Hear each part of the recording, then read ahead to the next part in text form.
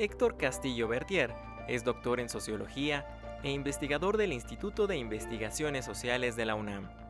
Músico, periodista y especialista en problemas urbanos en las áreas de basura, la merced y el abasto alimentario, caciquismo, desarrollo social, cultura, juventud y violencia. Autor de varios libros y numerosos artículos en revistas nacionales e internacionales. Es conductor de programas radiofónicos, miembro de la Academia Mexicana de Ciencias y del Sistema Nacional de Investigadores Nivel 3. Es también director del proyecto Circo Volador y coordinador de la Unidad de Estudios sobre la Juventud en la UNAM. Pues aquí estamos con nuestro invitado de hoy, un gran investigador. Ya vieron su semblanza, Héctor Castillo Bertier, bienvenido. Gracias, John, ¿cómo estás? Pues muy bien, muy honrado de que nos regales esta hora de plática.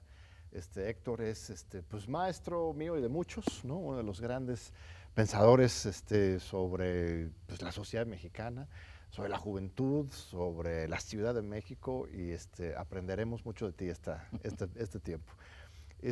Quisiera empezar con una reflexión a propósito de que se va a publicar la tercera edición de tu investigación clásica sobre la basura en la Ciudad de México, no sobre la basura, sino más bien sobre el trasfondo sociológico, antropológico, de cómo se gestiona la basura en México, en la Ciudad de México. Se va a publicar y es que nos cuentes un poquito sobre esas investigaciones, si todas son actuales, por ejemplo, porque fue originalmente tu tesis doctoral hace 50 años, ¿no? Pero no fue mi tesis doctoral, ¿no? fue mi tesis de licenciatura. No me digas. Y en ese tiempo, mis maestros, que eran antropólogos, específicamente Ricardo Pozas y su esposa Isabel Orcasitas, me dijeron, si quieres ser investigador, busca un tema que no haya sido tratado, ¿no?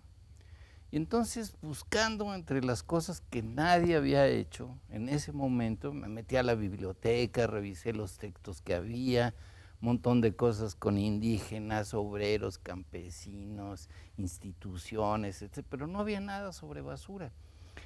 Y eso de la basura fue muy chistoso porque todos los días salíamos a la cafetería y un señor que todos conocíamos, don Pablito, llegaba ahí y hola, don Pablito, y entonces llegaba a los botes de basura y sacaba el cartón, el fierro, el vidrio, ¿no? Y se lo metía a su costal, se comía el pedazo de torta que habíamos tirado, ¿no?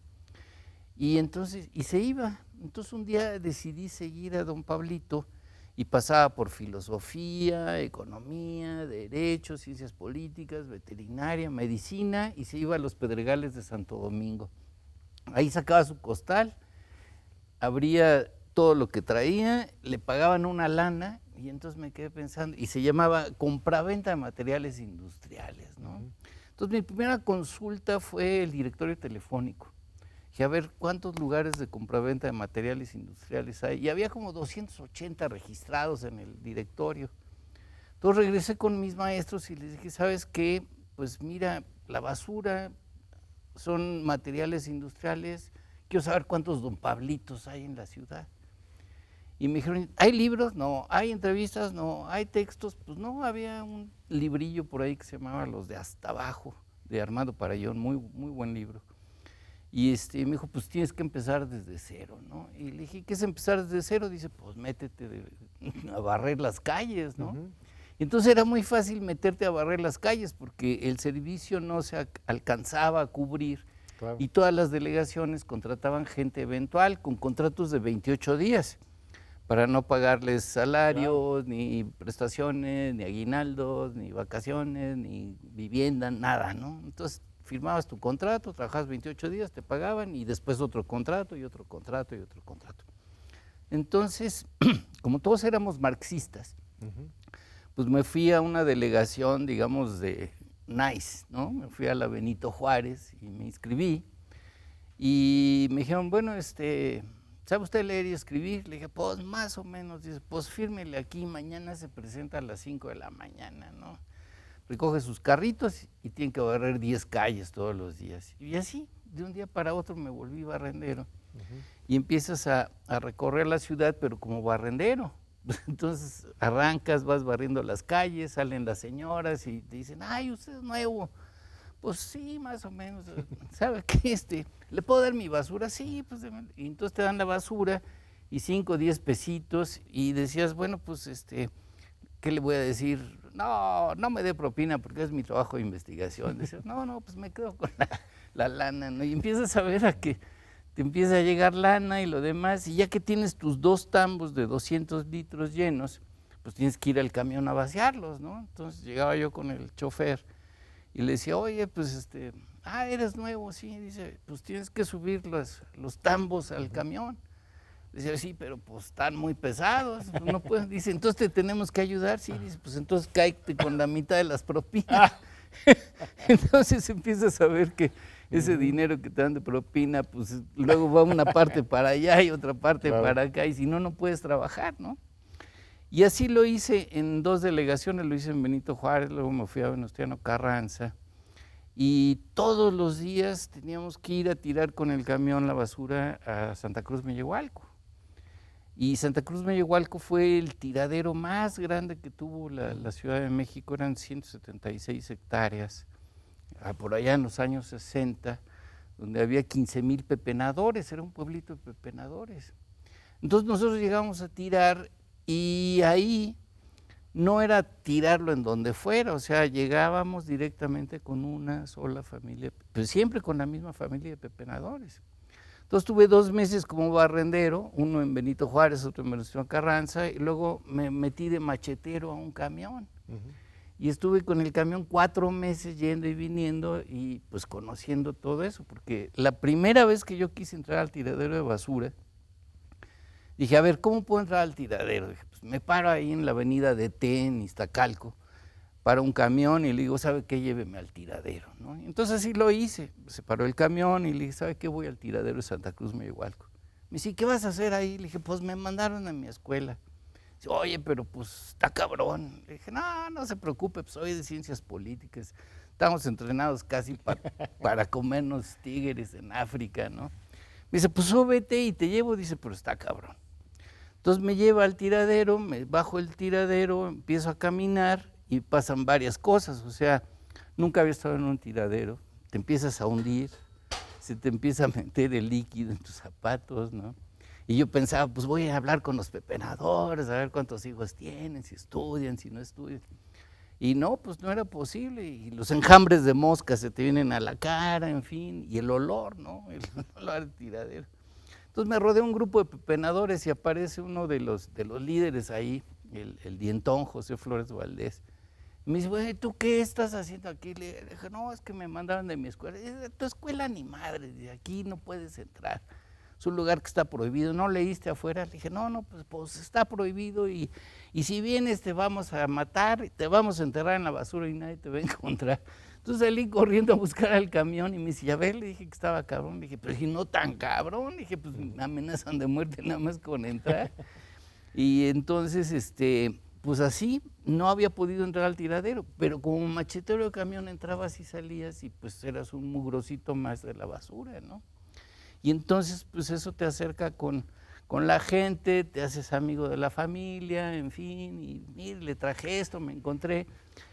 Y ahí me quedé después con ellos a trabajar como pepenador. Y encontraste toda una red de corrupción. Pues no fue solamente una cuestión fuerte, personal, materialmente y culturalmente, sino encontraste también una reproducción del sistema priista en la forma más específico, pues, ¿no? Pero es que fíjate, es que era imposible, o sea, la parte, digamos, como trabajador, pues implica un tiempo. Pero un tiempo me acerqué con el jefe de la unidad de limpia de una de las delegaciones, un capitán, ¿no?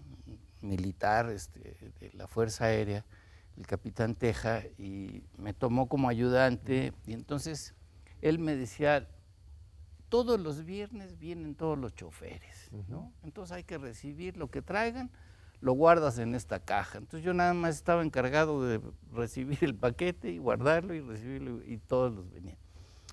Y entonces lo que le traían era un pago semanal al jefe de basura.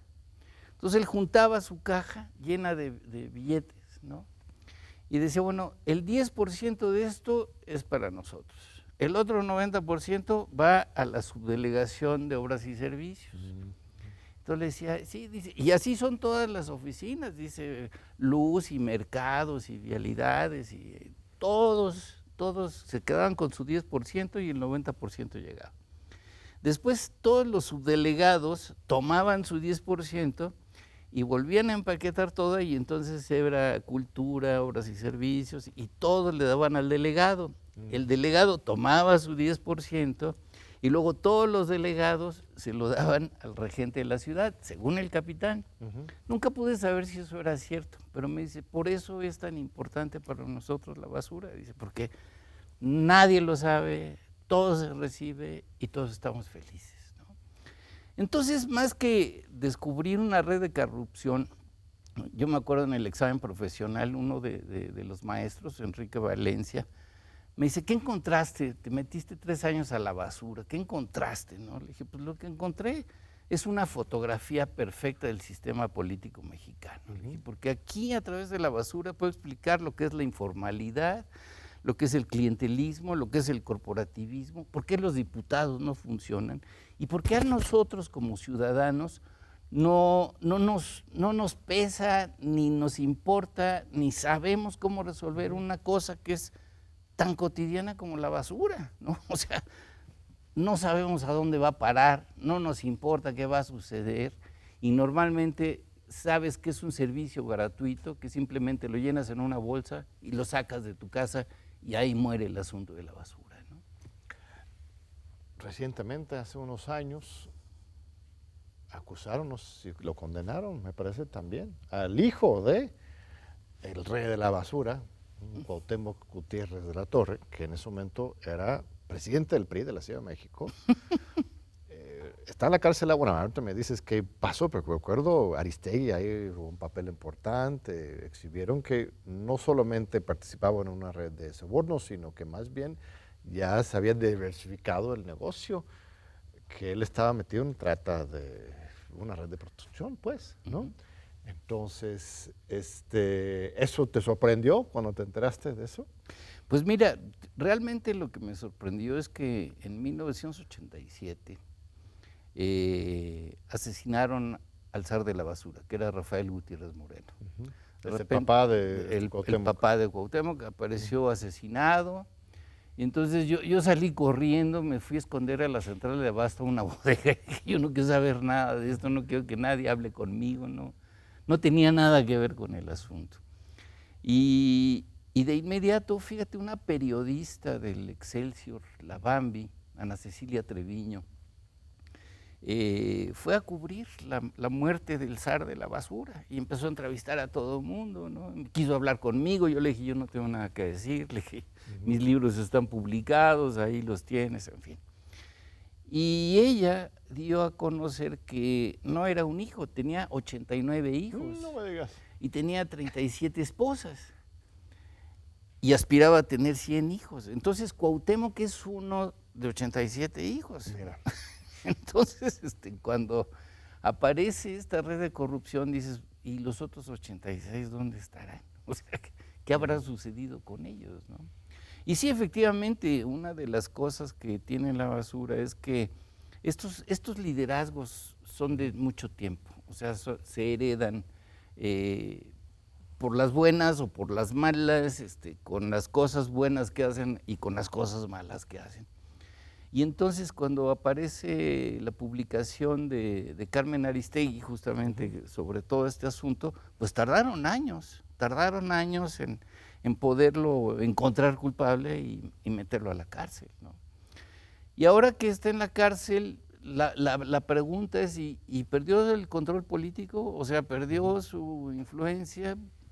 Pues o sus 86 hermanos siguen ¿quién sabe qué ha sucedido, ¿no? Entonces, pues esa es la pregunta obvia. O sea, lo que nos cuentas es escalofriante, preocupante, pero pareciera ser un cuento, una historia de los 70s, de los 80s, el tiempo más oscuro del régimen del Partido de Estado en la Ciudad de México. Jan González era gerente por ahí de la Ciudad de México, regente de la Ciudad de México en esa época. O sea, ahí estamos. Gerente también. Gerente también. Ahí estamos pues en otra época, quisiéramos pensar. Ya vino la transición a la democracia, la modernización.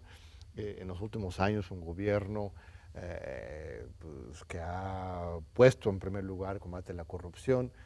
¿Hasta qué punto seguimos con estas mismas mafias de la basura o ya tenemos una gestión de residuos un poco más desarrollado en la Ciudad de México? Pues mira, todo esto va cambiando con el tiempo, porque finalmente estamos hablando de un trabajo de investigación que a estas alturas pues tiene casi 50 años, tiene 48 años, ¿no? Entonces, pues en 48 años obviamente pasan muchas cosas, suceden muchas situaciones, hay gente que muere, gente que desaparece, gente que se integra, cambios, planes de gobierno, nuevas estrategias, nuevos descubrimientos tecnológicos, o sea, pasa de todo. El asunto es que el eje del asunto del caciquismo yo creo que sigue presente, o sea, con cuarta transformación, sin cuarta transformación, vas a encontrar caciques en el transporte, caciques en la política, caciques en las minas, caciques en un montón de lados, que son los que tienen estos mecanismos de control, y estos no desaparecen tan fácilmente, ni se mueven tan fácilmente con un cambio político. O sea, el cambio político pues es inspirador, el cambio político parece abrir las puertas, llega un cambio, pero ¿hasta dónde impacta eso? Bueno, eso es cuestión de tiempo, o sea, todo esto va requiriendo de mucho tiempo, de mucha astucia, de mucha sagacia, de mucha tenacidad y de que encuentres, pues, digamos, nuevos personajes, nuevos políticos que le den una vuelta a esta visión corrupta que se tiene, ¿no?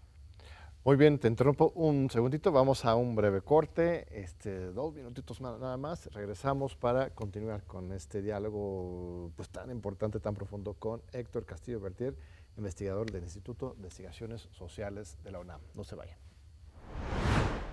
Seguimos con Héctor Castillo Bertier. Gracias, Héctor, por acompañarnos.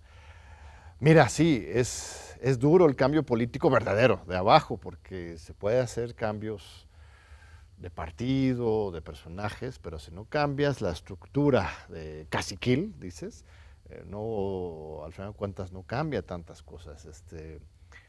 La secretaria particular de la jefa de gobierno, Clara Brugada, Jimena Guzmán, fue alumna mía en la Flaxo hace unos años. Conocía muy bien, yo había hablado con ella un día antes de que la asesinaron. En plena viaducto Tlalpan. Iba recogiendo a su compañero, a él también lo mataron, les pararon a las 9 de la mañana sobre la avenida Tlalpan. Un señor ahí, obviamente que se sentía absolutamente impune, ¿no?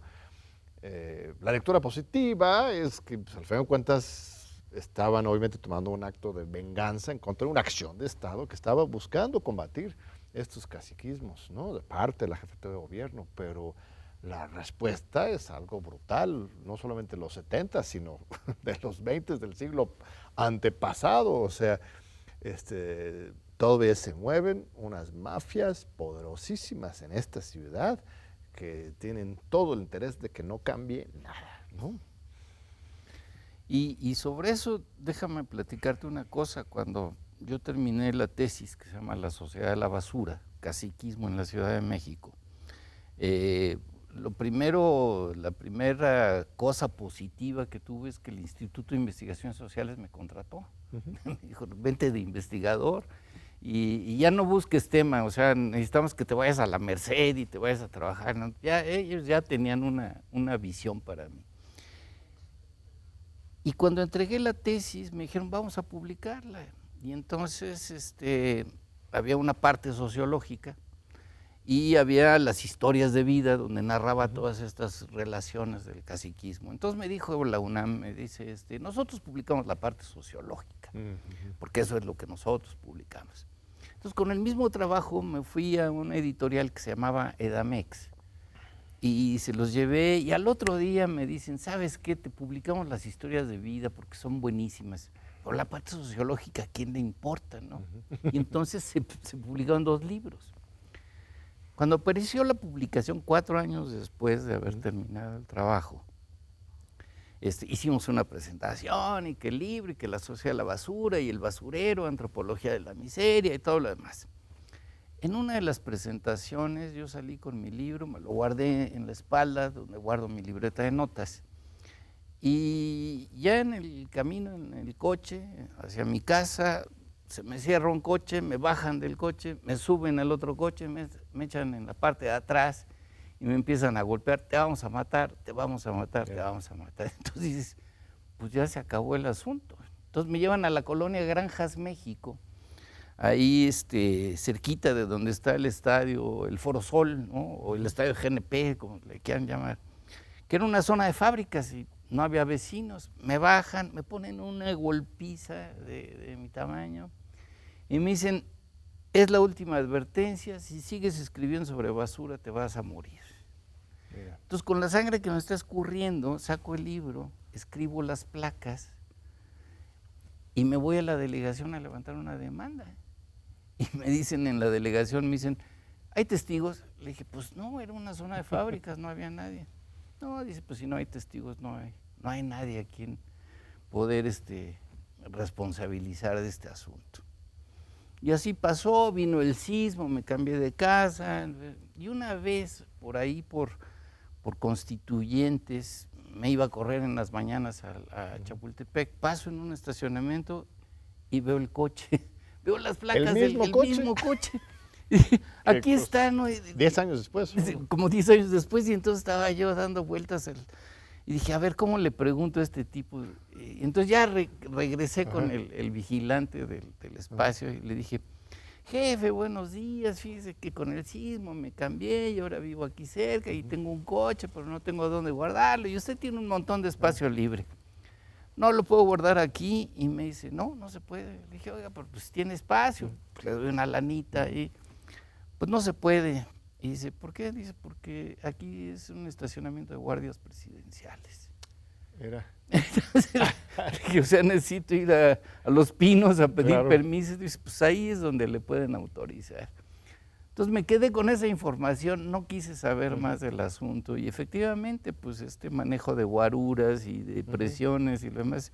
Y obviamente dejé de escribir sobre basura mucho tiempo porque no quería que sucediera esta cuestión de estos asesinatos y esta represión que existe contra estas formas de comunicación, ¿no?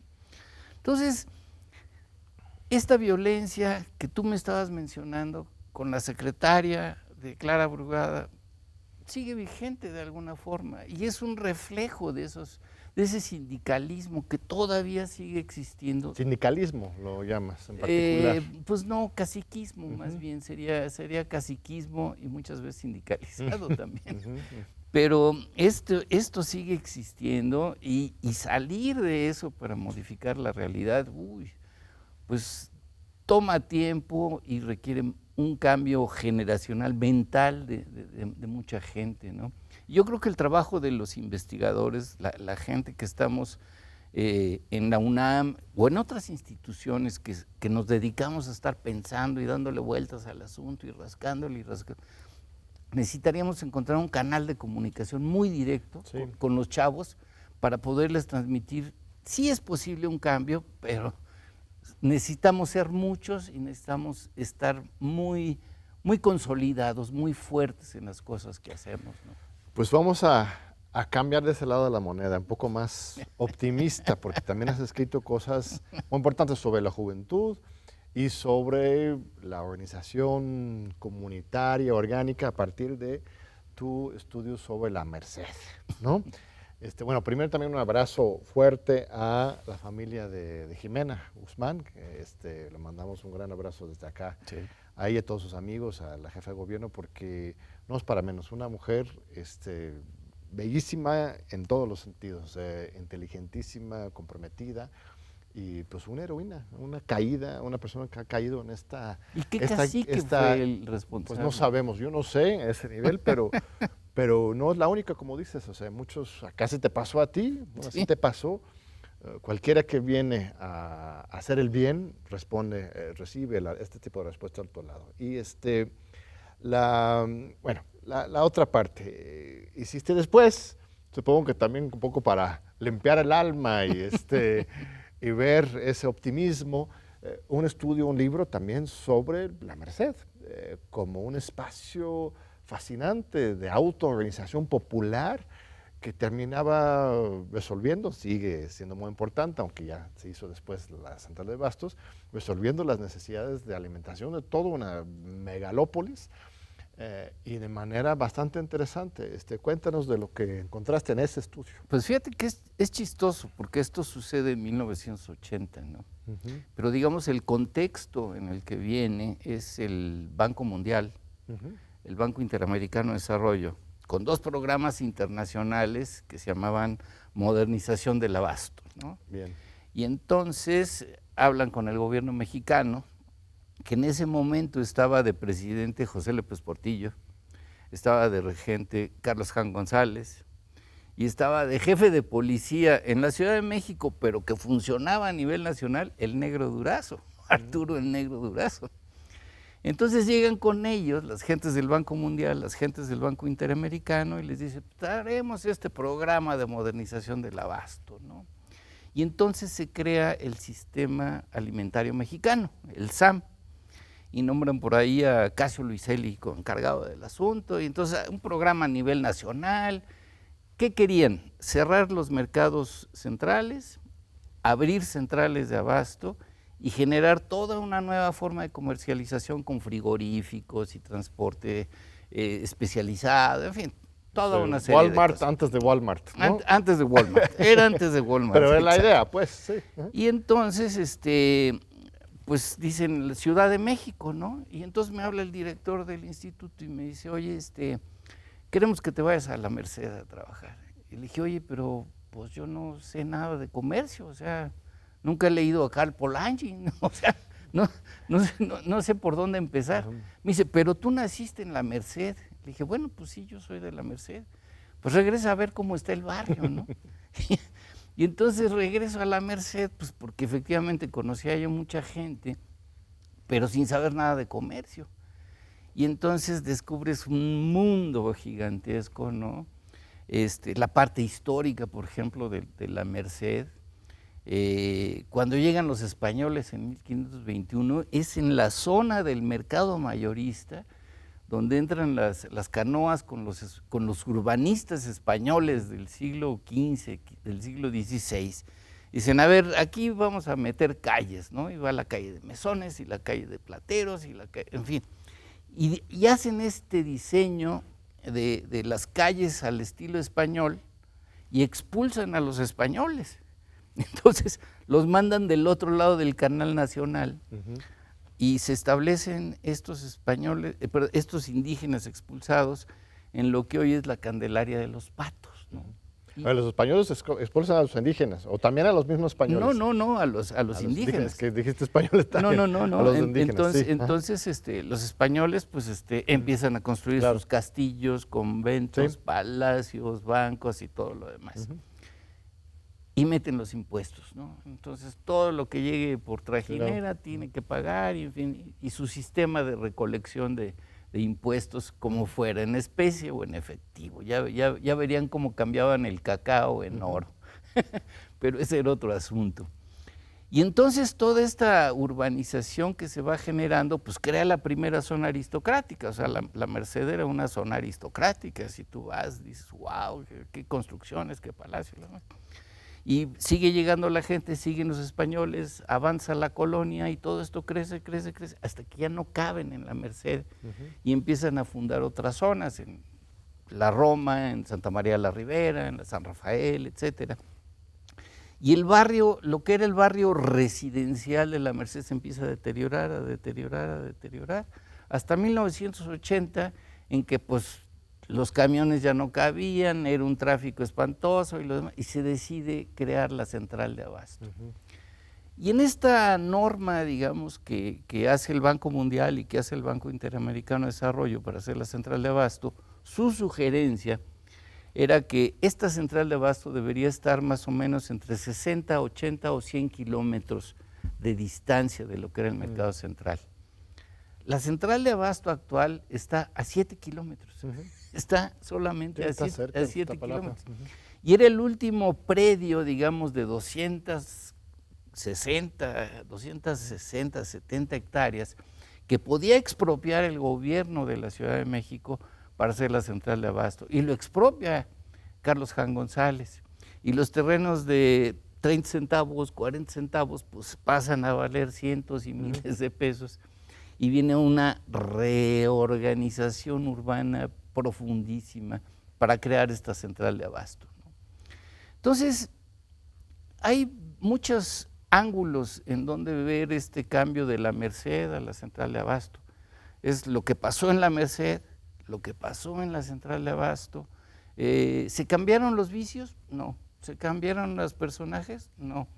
Incluso en la central de abasto se contrató a un arquitecto que era Abraham Sabludowski, el hermano de Jacobo Sabludowski. Y él se encargó de hacer el diseño de la central de abasto. Y pues como buen arquitecto, cuando le dicen hay que construir la central de abasto, él dijo, bueno, pues, y que no haya cargadores, y que no haya macheteros, y que no haya, en fin.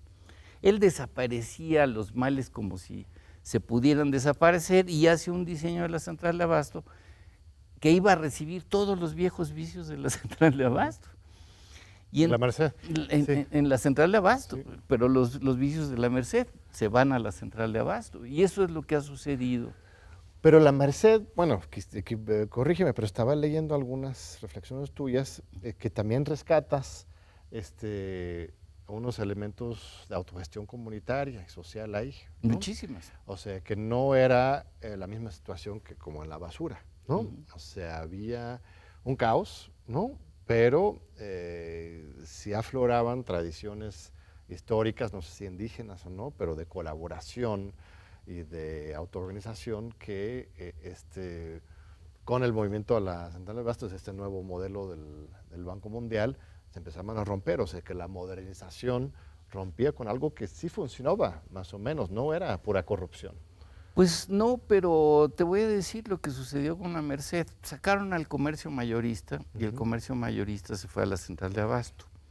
Toda esta zona, digamos, libre de bodegas, que eran muchísimas, que quedaron en la Merced, no tuvieron ningún programa de centro histórico. O sea, en ese momento no había un programa de centro histórico, no había dinero para hacer un centro histórico. Se quedan abandonadas, llegan otros comerciantes, compran esos espacios y se multiplica toda una serie de negocios que ya no son abasto alimentario, pero que se quedan en la zona, dentro de una zona con niveles de pobreza, de prostitución, de asaltos, de delincuencia que siguen vigentes, ¿no? Entonces sí, ahí tendríamos que entrar a esta separación que hoy decimos el centro histórico, que hay una primera etapa de centro histórico, que es de donde está el Palacio Nacional hacia la parte de eje central, ¿no? En donde, bueno, entró Carlos Slim, compró edificios y tuvo una recuperación de actividades que había perdido. O sea, estas actividades no existían antes. Y esta segunda etapa, que es, digamos, de Palacio Nacional hacia Anillo de Circunvalación, ¿no? Que era esta segunda parte, quedó vacía, quedó sin centro histórico y todos los males que existían siguieron reproduciéndose. Es más, fíjate que hay un dato interesante. Pero escondidos atrás de Palacio Nacional. Atrás de Palacio Nacional. Si tú sales de Palacio Nacional y llegas a la calle de Corregidora, Corregidora llega exactamente en el otro extremo a la Cámara de Diputados. Y en el proyecto original, cuando se construyó la Cámara de Diputados, era que pudiera salir el presidente, caminar por Corregidora y llegar a pie a la Cámara de Diputados. Esto no se pudo hacer nunca. Siempre quedó distorsionado todo ahí. Y el único presidente que me pareció que iba a cambiar eso, porque estamos hablando de un proyecto de finales de los años 70, era López Obrador. Cuando López Obrador toma posesión en el 2018, llega a la Cámara de Diputados, ¿no? Y anuncia que va a salir caminando, ¿no? Va a salir caminando y va a caminar por Corregidora hacia Palacio Nacional. Entonces rápido las gentes del Palacio Legislativo mandan a correr a los ambulantes que vivían ahí abajo del metro, ¿no? A limpiar las calles, a ponerle pintura, a arreglar las rejas y que todo estuviera porque el presidente iba a pasar. Yo incluso en ese tiempo en el periódico escribía una columna y dije, vaya, finalmente va a salir López Obrador y cuando camine por Corregidora va a ver todas las problemáticas que tiene la Merced y a lo mejor hasta resoluciona a los chineros, a las prostitutas y toda la gente que vive ahí en medio. Pero López Obrador no caminó por Corregidora, decidió irse en el Suru Blanco a Palacio Nacional y nunca pasó por ahí. Y la colonia de la Merced y la calle de Corregidora pues sigue estando en pésimas condiciones. Y sí hay trabajo comunitario, hay muchas organizaciones de trabajo comunitario, pero tener la fuerza para cambiar todas estas cosas es difícil. Y toma tiempo. Y toma mucho tiempo. Querido Héctor, vamos a un segundo corte. Aquí le pedimos a nuestra audiencia 2 minutitos de paciencia para continuar con este diálogo con el gran sociólogo Héctor Castillo Bartier. No se vayan, aquí les esperamos. Continuamos aquí con Héctor Castillo, gracias a nuestra audiencia, gracias querido Héctor por tu tiempo tan generoso. Nosotros nos conocimos, yo te conocí a ti, no sé si me recuerdas, pero fue por ahí en 97. Más o ¿no? menos, sí. Los dos muy jóvenes, ¿no? Hace unos 30 años. Yo trabajaba con jóvenes, me invitaron a colaborar en el nuevo gobierno de Cuauhtémoc Cárdenas, que entró en 97 a dirigir un proyecto juvenil en Iztapalapa, en la unidad habitacional Vicente Guerrero. Sí, ahí sí. Coordiné la comuna de Iztapalapa durante unos 3 años. Y tú en ese momento ya eras una figura importante en muchos ámbitos, pero en particular en la cuestión de la juventud, porque habías fundado el Circo Volador unos 10 años antes. Exacto, me dices, era el modelo, sigue siendo un modelo de políticas públicas para los y las jóvenes. Después incluso te invitaron al gobierno, trabajaste de subdelegado de Desarrollo Social con la delegada Guadalupe Marín, ¿no? En Obregón unos años. También, supongo, haciendo un trabajo con jóvenes, ¿no? De manera muy, muy importante. En esa época, 80s, 90s, el fenómeno de los chavos banda, ¿no? Cómo reencauzarlos por la vía de la paz y del desarrollo, sin afectar su cultura popular rebelde, que era muy positivo, mucha conciencia, pero también había mucha violencia. Ahora hay otros fenómenos, pero sigue habiendo una problemática de relevo generacional y una necesidad de atender a los jóvenes. Aquí mismo en la UNAM también. ¿Qué has aprendido en esta larga trayectoria de trabajo con jóvenes y cuáles son algunos de los retos actuales en esa materia? Pues fíjate que yo trabajé el tema de la Merced y la Central de Abasto durante unos 8 años más o menos, estaba metido en eso. Cuando después del sismo, en 1987, el gobierno de la ciudad va al Instituto de Investigaciones Sociales y dice, necesitamos un diagnóstico sobre jóvenes y violencia, que era un problema que tenían específicamente. Entonces me habla el director, me dice, a ver, tú ya fuiste barrendero, fuiste machetero, fuiste ambulante, ya viviste en la Merced, ¿no te quieres volver pandillero? Pues vale, o sea, le entramos y vamos a ver de qué se trata este fenómeno de los chavos banda, ¿no? Y entonces armamos 3 lugares de observación. Uno era justamente en Álvaro Obregón, donde había una concentración de pandillas. Nuestra alma mater, que es el Pedregal de Santo Domingo, donde todos los universitarios siempre pasamos a hacer trabajo, que también tenía una fuerte concentración. Y la última era la Vicente Guerrero, ahí en Iztapalapa, en donde pues también había muchos chavos banda. Entonces lunes, miércoles y viernes íbamos a estas zonas a Tú platicar. sabes, Héctor, para interrumpirte, yo vivía en el Pedregal de Santo Domingo y también trabajaba ahí con los chavos de un colectivo Emiliano Zapata ahí en Santa Fe. Entonces tú eres bandoso. Hasta los 3 barrios justamente me agarró una racia. Pues, bueno, Así, pero nos subieron a los granaderos. Bueno, pero te interrumpo. no, pero entonces entras en contacto con ellos y dices, pues, necesitamos hablar con ellos y vamos a ver. Entonces, muchas estrategias, no entro en detalle, pero una de las cosas que hicimos fue cómo podemos entrar en comunicación con ellos directamente. O sea, ¿cómo le hablas a 1,500 pandillas en la Ciudad de México y a 2,300 en el Estado de México, en la zona metropolitana? Y entonces dije, pues la radio. Entonces me puse a buscar en la radio un programa que pasara la música que escuchaban ellos. Y ninguna estación transmitía su música, pero había una estación que era el 105.7 de FM, que se llamaba Estéreo Joven en ese momento, que pertenecía al IMER, al Instituto Mexicano de la Radio. Y el director del IMER era uno que había sido maestro mío en la facultad, ¿no?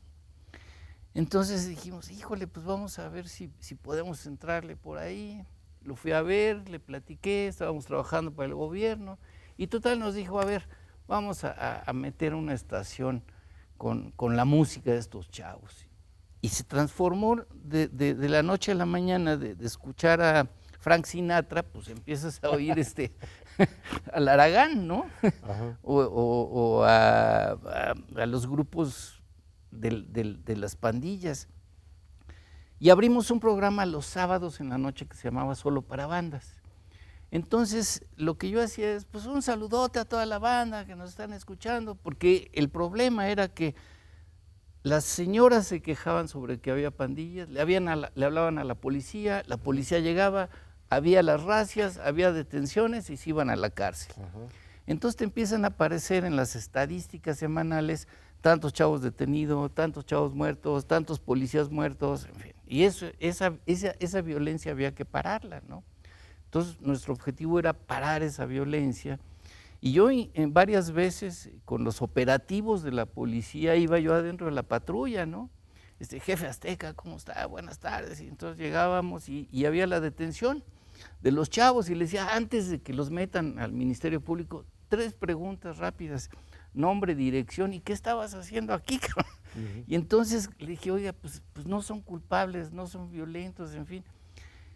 Y abrimos ese programa y a través del programa les decíamos, ¿saben qué? Pues quéjense, háblenos, denuncien a las policías que están llegando porque son detenciones ilegales. Todavía no existía la Comisión de Derechos Humanos ni nada de esto. Entonces te vuelves una referencia porque estás los sábados en la noche, en el momento de las detenciones, detectando a estos chavos, hablándole a las autoridades, dándole seguimiento y liberando a muchos chavos, ¿no? Entonces se vuelve un programa muy positivo y empezamos a recibir un montón de llamadas y de cosas. Yo me acuerdo en uno de los programas, le dije, pues un saludote a toda la banda que nos está escuchando. Hoy tenemos ni más ni menos que a los Mierdas Punk de Nesa, ¿no? Juanito Mierda, Pablito Mierda y Chuchito Mierda. Entonces le dije, a ver, mi querido Juanito Mierda, quiero saber por qué decidieron ponerse el nombre de Mierda, ¿no? Y dice, dice, ¿está abierto este micrófono? Le dije, sí. Dice, me está oyendo mucha gente. Le dije, miles de gente te están escuchando. Si puedo decir lo que sea, dices, este gobierno se caracteriza por la libertad de expresión, ¿no? Entonces agarra el chavo y dice, pues qué chinga su madre el presidente. Entonces tienes una llamada a la Secretaría de Gobernación para ver quién es el imbécil que le está dando el micrófono a estos descerebrados para que en una radio pública le mientes la madre al presidente. Entonces los sábados transmito y los lunes iba yo a pedir perdón a Gobernación y a decirles, oiga, pues es un programa de investigación social aplicada, estamos juntando esta información y una mentada al presidente, pues no pasa nada, o sea, todo el mundo se la mienta y sigue igual, o sea. Y este trabajo dura años, 4, 5, 6, 7 años, ¿no? Y empiezas a ver que efectivamente vienen los chavos, hay formas de reorganización, hay formas de incorporación de estos jóvenes y funciona. Entonces, cuando llega el ingeniero Cárdenas a la Ciudad de México, me dices, ¿sabes qué, Héctorito? Dice, tu circo volador lo vamos a transformar en política pública.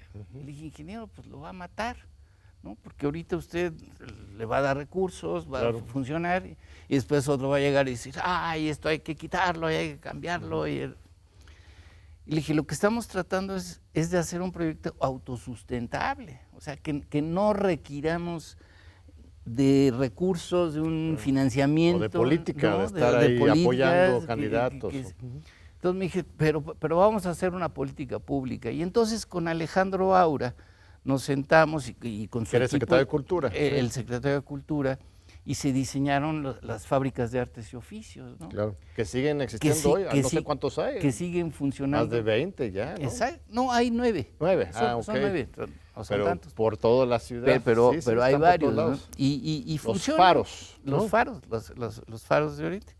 Y en ese momento el ingeniero me dice, pero pues vente de subdelegado de Desarrollo Social a Álvaro Obregón y vamos a entrarle con el cambio, ¿no? El cambio del PRI al PRD en ese momento. Y entré como subdelegado a Álvaro Obregón con la doctora Guadalupe Rivera Marín. Fueron 3 años que aprendí muchísimo. Y lo principal que aprendí es que no quiero ser funcionario público. No se pudo hacer lo que querías hacer. No, sí, se hicieron muchas cosas. O sea, realmente hicimos toda una estrategia, hicimos un plan de desarrollo municipal, las cartografías sociales las usamos a fondo, entramos, por supuesto, con los grupos más vulnerables, ¿no? O sea, ese primero, los pobres, pues tiene su historia. Claro. Empiezas trabajando con los más pobres, con todas las necesidades que tienen, y las atiendes. Pero luego vino el cambio de gobierno y entró un panista. 3 años. Que desapareció todo lo que se había hecho. Es un panista que terminó en la cárcel. O sea, ¿cuál? Sí, es cierto. Es un panista que lo agarraron con armas. Tenía una avioneta personal, ¿no? Y era un contador que trabajaba con un notario que era Morales Lechuga, en fin, era todo una... Pero el problema de fondo es esta mafia y estos cacicazgos que siguen apareciendo por todos lados, ¿no? Y el problema que tú encuentras en el gobierno es la falta de continuidad, ¿no? O sea, aún dentro del mismo partido cambian y no hay forma. O sea, el circo volador sigue como tal. No, el circo volador se fundó, y te voy a decir por qué se llama circo. Y los faros se siguen, entonces no fue tan... No se echó a perder todo, pues. Pero déjame decirte, cuando estábamos con este programa del Solo para Bandas, todos los nombres de las pandillas eran muy devaluatorios, ¿no? Mierdas, nazis, bastardos, ¿no? Entonces le dije a los chavos que trabajaban conmigo, le dije, oye, pues necesitamos un nombre, pero que no sea tan devaluatorio como los mierdas, cara.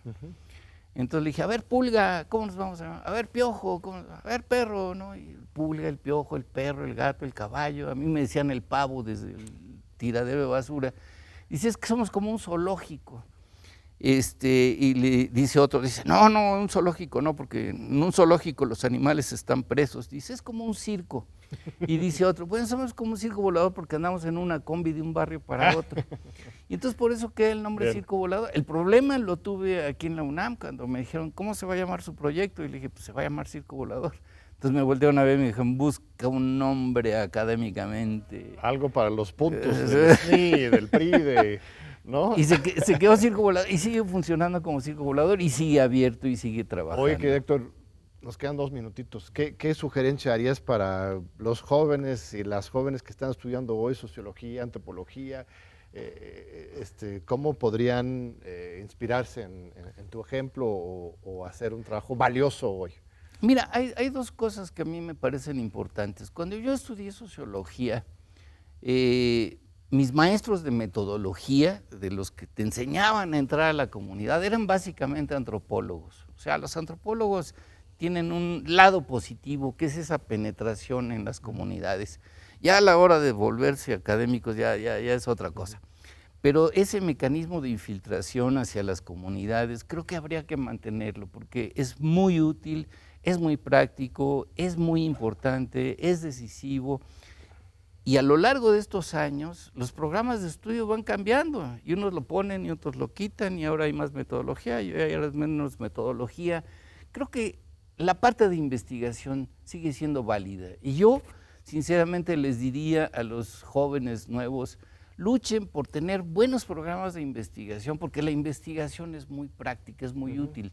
Y un dato es que, por ejemplo, una investigación de hace casi 50 años siga siendo válida después de 50 años y siga teniendo presencia y que vaya a salir esta edición.